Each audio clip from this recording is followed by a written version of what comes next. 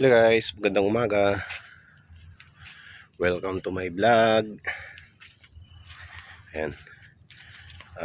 Pangatlong araw ko na pagtatabas o paggagamas dito sa maliit na maliit na lupa dito sa tabing dagat. Medyo maganda na yung lugar, yung area na nagamasan ko. Naputulan na ng mga kahoy. Ayan. So dito sa area na to marami na ako na putol. Ayan. Ito na muna yung lilinisin ko rito. Saka na muna yung saka na yung mga damo rito sa tabing dagat. Ayan yung mga tinomba ko. So iniwan ko yung mga magagandang klase na na puno.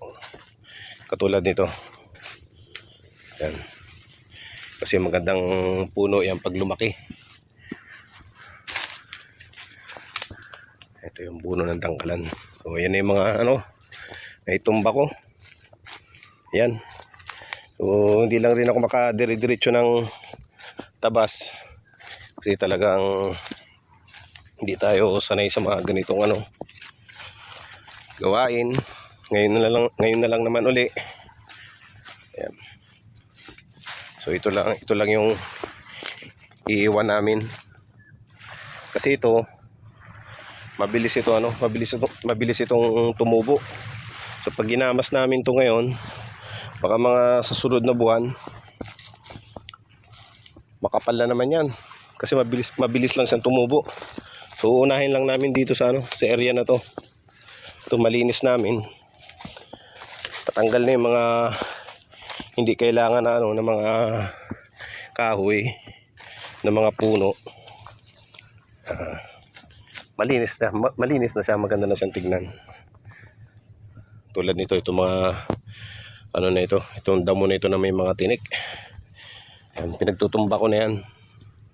So, na lang yan, matutuyo na lang yan. So hirap siyang kasi talagang matinik siya.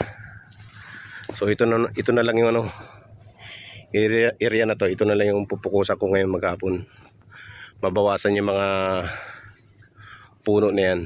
Yung mga maliliit, yung mga malalaki iiwan ko yan para magandang protection yan. Saka yun nga ang natin dito, ang ko dito yung lilim pag tanghaling tapat saka paghapon. Kasi paghapon kasi mga alas 2 ng hapon hanggang alas 5 talagang nandito yung araw. So grabing init. So pag nandiyan yung mga puno na yan, so maganda rito sa ilalim nito, ilalim ng mga puno. Makulimlim, malamig, mahangin. Ayan, ito lang kailangan na bawasan ko na lang. Katulad dun sa yun yung tinayuan namin kubo. So yan, nagano na rin ako, nagpa-apoy na rin ako para yung mga tuyo didiretso ko na dyan. Tulad nitong area na to, ayan, malinis siya. Ganyan ang gagawin namin dyan. Yung una kasi naming paglilinis dito, yung mga puno na yun, so pinagpuputol ng kapatid ko. So dapat pala hindi niya pinutol yun para pag datingan ng hapon makulimlim sa area na yan. Katulad nito, itong puno na to. So ang ganda pag sa ilalim, wala masyadong init. Ayan, ganito yung namin. Ganito yung gagawin namin diyan sa tinatabasan namin na yan. Malinis namin na katulad nito. Yan yung ipalabas namin yung talagang niya, buhangin. Kasi yung buhangin yan, maganda yan, puti yan. Ayan, Grabing ano, grabing damo.